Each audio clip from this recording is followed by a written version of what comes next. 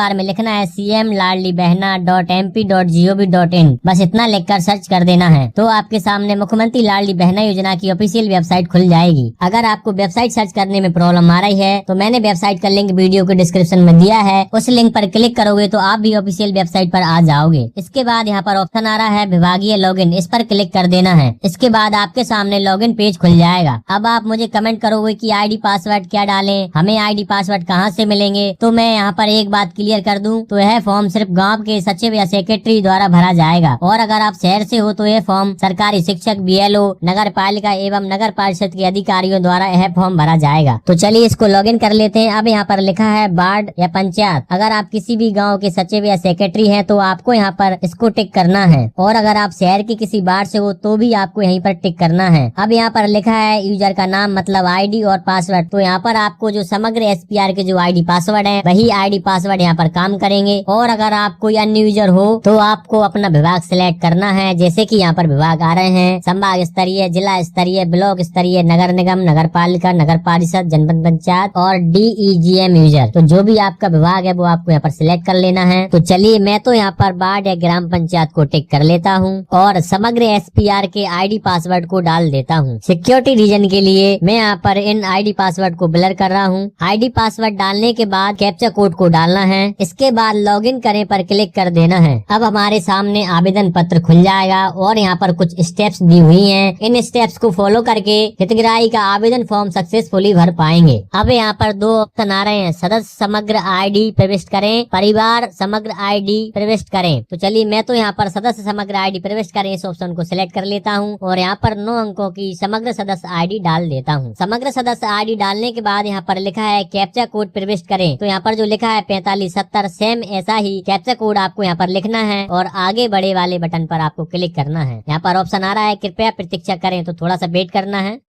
अब यहाँ पर फैमिली में जो सदस्य हैं उनकी डिटेल्स खुल जाएगी। यहाँ पर मैं जिन हितग्राही महिला का यह आवेदन फॉर्म भर रहा हूँ उनकी यहाँ पर सदस्य समग्र आईडी खुल गई है और उनका नाम आ रहा है और वैवाहिक स्थिति में लिखा है विवाहित हैं और यहाँ पर लिखा है EKYC सत्यापन स्थिति, मतलब इनके समग्र आईडी से आधार लिंक है, मतलब इनकी समग्र EKYC है। और जिनकी समग्र EKYC नहीं रहेगी उनका यहाँ पर नहीं लिखा होगा और जिनकी होगी उनका हाँ लिखा होगा। मैं आपको यहाँ पर एक महिला का आवेदन पत्र खोलकर दिखा रहा हूँ। इनके EKYC सत्यापन स्थिति वाले सेक्शन में लिखा है नहीं, मतलब इनकी समग्र EKYC नहीं है। और पात्र या अपात्र वाले सेक्शन में लिखा है अपात्र, मतलब इनका हम आवेदन फॉर्म नहीं भर सकते हैं। तो जैसे ही इनकी EKYC हो जाएगी तो यहाँ पर पात्र लिखा आ जाएगा और हम फिर फॉर्म भर पाएंगे। तो समग्र EKYC कैसे करें इसका वीडियो मैंने पहले से ही बना दिया है, जिसका लिंक ऊपर आई बटन में और नीचे वीडियो के डिस्क्रिप्शन में है। उस वीडियो को देखकर आप भी समग्र EKYC कर सकते हो। मैं जिन महिला का फॉर्म भर रहा हूँ उनकी EKYC भी है और पात्र या पात्र वाले सेक्शन में लिखा है पात्र, मतलब हम इन महिला का फॉर्म भर सकते हैं। इसके बाद आवेदिका का चयन करें, इस सेक्शन में आना है और इस गोले को टिक कर लेना है। टिक करने के बाद आपको थोड़ा सा स्क्रॉल करके नीचे आना है और यहाँ पर लिखा है आगे बढ़े, तो आपको इस पर क्लिक कर देना है। अब इसके बाद हम नेक्स्ट पेज पर आ गए हैं। अब यहाँ पर 2 ऑप्शन नए खुल गए हैं। पहला है क्या बैंक खाते से आधार लिंक है, तो यहाँ पर लिखा है हाँ, मतलब हमारे बैंक खाते से आधार कार्ड लिंक है। और अगर किसी बहन का फॉर्म भरते समय यहाँ नहीं लिखा आए तो समझ जाना बैंक खाते से आधार कार्ड लिंक नहीं है। तो सबसे पहले उनको बैंक से आधार कार्ड लिंक करवाना होगा। इसके बाद दूसरा ऑप्शन है क्या आधार में DBT सक्रिय है, यहाँ पर लिखा है हाँ, मतलब DBT की सुविधा सक्रिय है। और अगर यहाँ पर लिखा आए नहीं, इसका मतलब DBT सक्रिय नहीं है। तो इस सुविधा को भी बहनों को बैंक में जाकर सक्रिय करवाना होगा। DBT का फुल फॉर्म होता है डायरेक्ट बेनिफिट ट्रांसफर। यह सुविधा सरकार ने इसलिए चालू की है ताकि भ्रष्टाचार न हो पाए। एक महत्वपूर्ण बात मैं आपको यहाँ पर बता देता हूँ, अगर इन दोनों ऑप्शन में नहीं लिखा आए या किसी भी एक ऑप्शन में नहीं लिखा आए तो आपको फॉर्म नहीं भरना है, अन्यथा फॉर्म रिजेक्ट हो जाएगा। तो बहनों से कहना है पहले वह बैंक से आधार कार्ड लिंक करवाएं और DBT की सुविधा को अनेबल करवाएं, इसके बाद फिर से फॉर्म भरें। मैं जिन महिला का आवेदन फॉर्म भर रहा हूँ उनकी EKYC भी है, बैंक से आधार कार्ड भी लिंक है और DBT की सुविधा भी सक्रिय है। इसके बाद आगे बड़े पर क्लिक करना है तो हम फिर से एक नेक्स्ट पेज पर आ जाएंगे और यहाँ पर लिखा है स्व घोषणा। स्व घोषणा करने के लिए यहाँ पर जो ऑप्शन आ रहे हैं इनको पढ़ना है और इसके बाद यहाँ पर टिक करना है। तो चलिए यहाँ पर जो पहला ऑप्शन है वो लिखा है मेरे परिवार की सम्मिलित रूप से वार्षिक आय 2.5 लाख से कम है। इसके बाद यहाँ पर लिखा है मैं स्वयं या मेरे परिवार का कोई भी सदस्य आय करदाता नहीं है। तो चलिए इसको भी टिक कर देता हूँ। तो इसी तरीके से इनको सबको पढ़कर आपको टिक कर लेना है। तो मैं जिन हितग्राही महिला का फॉर्म भर रहा हूँ उनके पास ये सुविधाएं नहीं है, तो मैं इसलिए इनको सभी को टिक कर रहा हूँ। अगर आप इसमें से किसी को एक ऑप्शन को अनटिक करते हो तो वह महिला अपात्र हो जाएगी। इसलिए आपको यहाँ पर ध्यान पूर्वक भरना है और उन्हीं महिला का यहाँ पर फॉर्म भरना है जो पात्र है। जो महिला अपात्र है उनका यहाँ पर आपको फॉर्म नहीं भरना।